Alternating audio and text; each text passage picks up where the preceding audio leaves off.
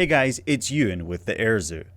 I am in the forward cockpit of the SR-71B, the trainer variant of the Blackbird. This cockpit appears identical to the forward cockpit of an SR-71A, but there are a few small differences.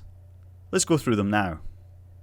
A panel unique to the trainer variant is the control transfer panel, and it contains 4 2-position toggle switches and 4 control transfer indicator lights. Found in both cockpits on the SR-71B, the switches allow either crew member to give or take control of the systems on the aircraft. These systems are navigation, fuel, inlet spike and forward bypass, and autopilot. Both crew members have an autopilot indicator panel, which is located on the right console.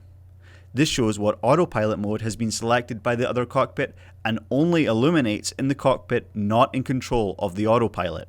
If AC power is lost, a press to talk emergency intercom system can be activated via this square push button in the light control panel. Alert and bailout warning lights are found in both cockpits.